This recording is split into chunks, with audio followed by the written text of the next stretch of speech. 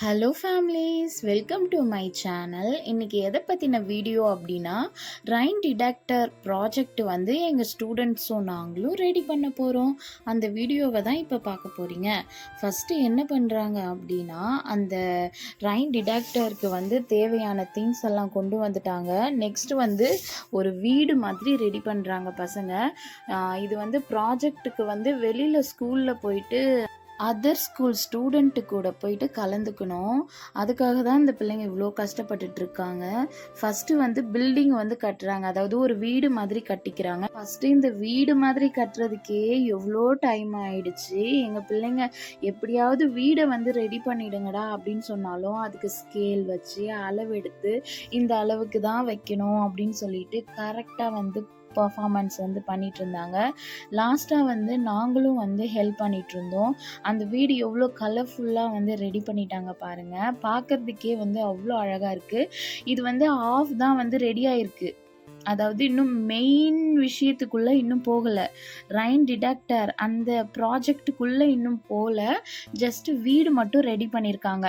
ஏன்னா இப்போ நம்ம ஒரு வீடு இருக்குது அப்படின்னா மேலே வந்து இந்த கிளாத்து, அதுக்கப்புறம் வேறு ஏதாவது அரிசி தானிய வகைகள்லாம் வந்து நம்ம காய வச்சுருப்போம். அதுக்காக இந்த வீடு. நெக்ஸ்ட்டு மழை வந்தது அப்படின்னா அந்த பிளேஸ் மேலே பட்டுச்சு, அதாவது தண்ணீர் வந்து பட்டது அப்படின்னா உடனே அது வந்து க்ளோஸ் பண்ணிக்கும். அப்போ அந்த பயிர் ஏதாவது நம்ம காய வச்சுருக்கோம் இல்லைங்களா, அதெல்லாம் வந்து வீணாகாமல் காக்கும். இந்த பிள்ளைங்களுக்கு எவ்வளோ மூளை பாருங்களேன். நாங்கள் வந்து ரைன் டிடெக்டர் தான் வந்து நாங்கள் ரெடி பண்ணுவோம் அப்படின்னு சொல்லிட்டு இவங்க வந்து அந்த ப்ராஜெக்டில் வந்து கலந்து பர்ஃபார்மன்ஸ் வந்து பண்ணிகிட்ருக்காங்க.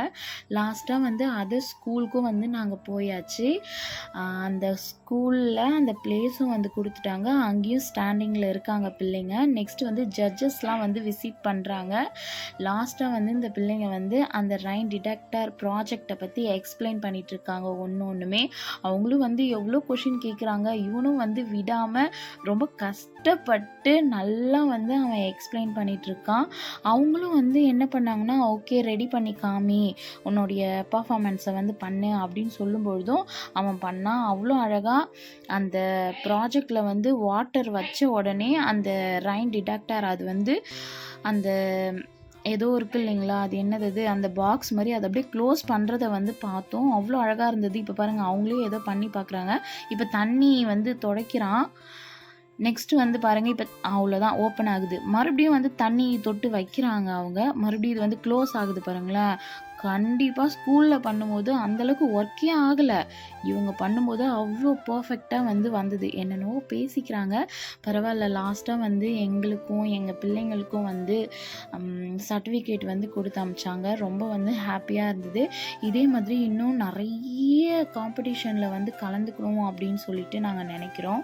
உங்களில் எத்தனை பேர் இந்த மாதிரி ப்ராஜெக்ட் எல்லாம் ரெடி பண்ணி வெளியில் வந்து போயிட்டு வந்திருக்கீங்க அப்படின்னு சொல்லிட்டு கமெண்ட்டில் சொல்லுங்கள்.